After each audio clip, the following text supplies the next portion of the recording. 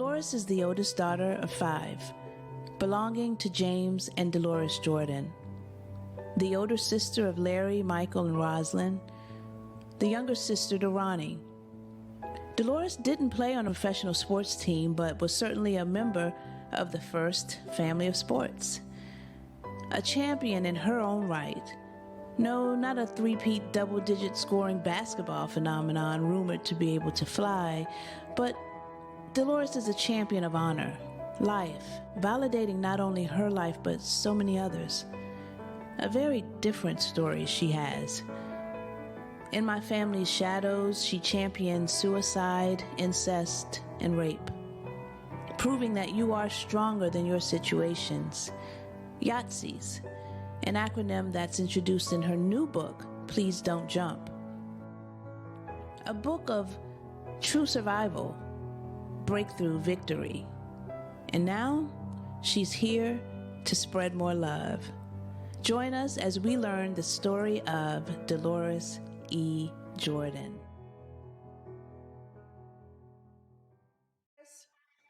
Hi, Regina. How are you?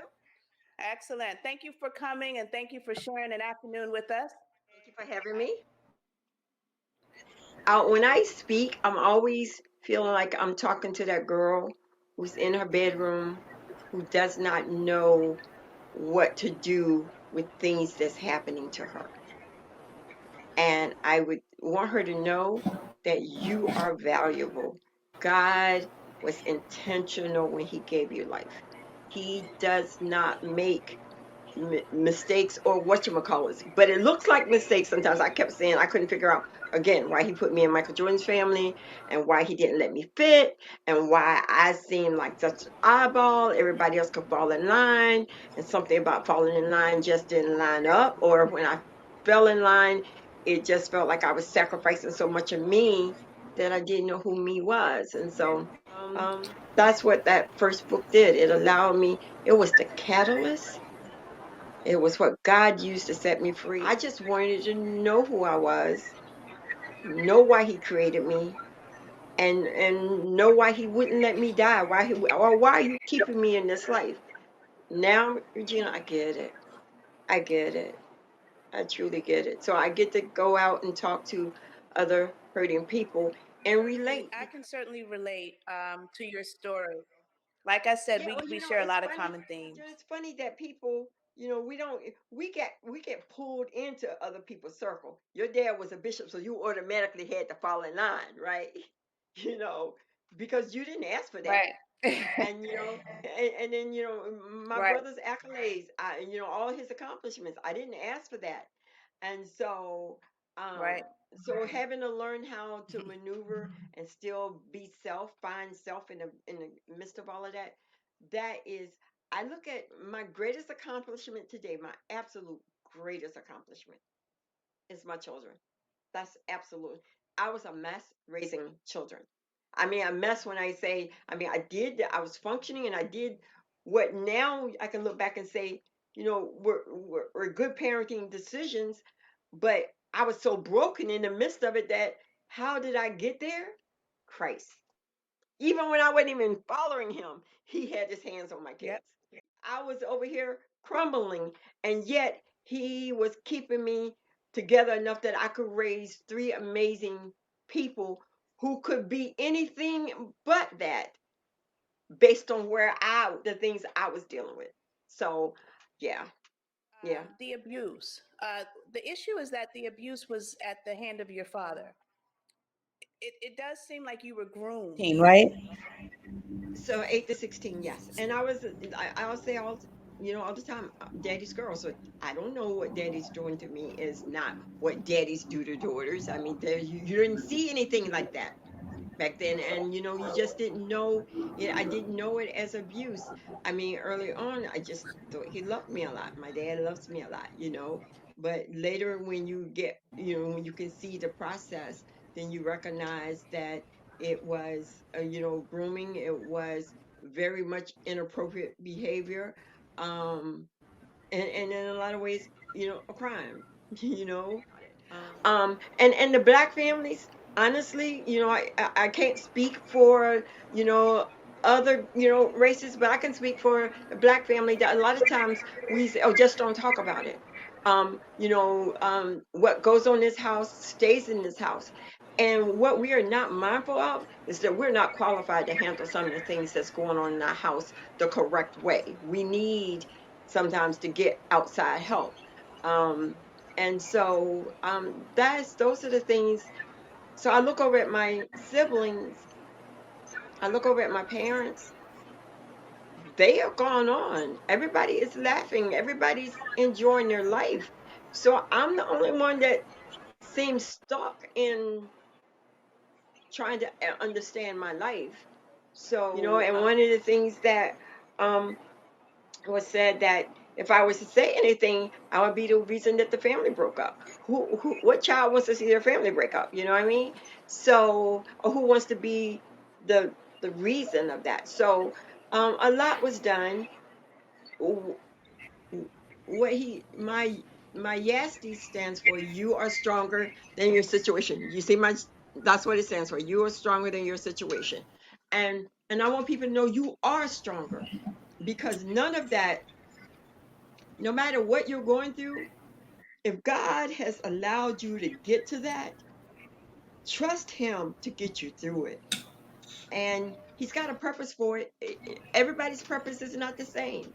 I now get why I'm in Michael Jordan's family. I now get why I was abused. Now get why he would not allow me to commit suicide, because he's going to use everything he gave me, from my position in the family to my abuse, allowing me to go through abuse, and then giving me the strength to endure it, and now the voice to champion it so other people don't have to go through it, or don't have to go through the level of suffering I went through. Now, everybody won't have a Michael Jordan in their family, so they're not going to get some of that suffering I had to go through, but they're going to have some naysayers. They're going to have some people in their family that's not going to want to hear it. And so, what I say to them is, don't try to force it on them. I don't try to force my life on my siblings. What I say to them, is they have their life. They're welcome to do anything with it they want to do, but you can't deprive me of having my life either. Now, And I have another question.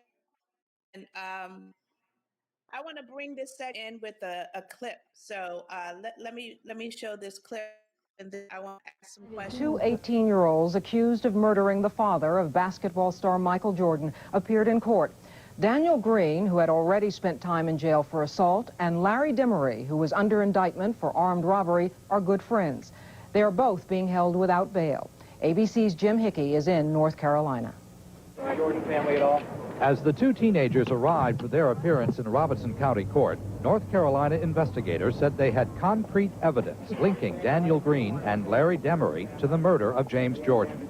After questioning the suspects, deputies said they found a National Basketball Association All-Star ring in a plastic bag, hidden in a rural part of the county. Michael Jordan apparently had given the ring to his father. Still feel that there was suspicious activity around your father's death, that he very well might be alive? you know what? It's just questions that I had, but I don't dwell on my father's death. Mr. Green has reached out to me several times. Some of his people have reached out to me on behalf of him. Where I am with my father's death is, my dad was in need of peace. There's a lot of things going on with him personally, and then with he and my mom. And when I spoke to him last, he was in need of peace. And the last thing I said, Daddy, let go. Let go. He and my mom was on the verge of maybe splitting up. I said, let go and find you some peace. Did I think he would be murdered as the way of getting peace? Would I have wished that on him? Absolutely not. But God is God, and even with that, God knows what He's doing, and He has His reasons for doing it, and I don't question God about that. As far as if my father is still, for a long time, it just didn't make sense, because my father, um, as I say in the book, there were some things that didn't add up in his last days or the last month leading up to it, and so I questioned. And but then I walked away with wherever he is, if he's at peace, I'm happy. If he's all right, I'm happy. But it would, and as you think about it, it would be hard. My father was a family man, and so it would be hard for him to be away from his family, sisters, nieces and nephews, children, wife. It would be hard for him to live in anywhere in in this world without his family. I think that would be difficult. So, getting past the questions,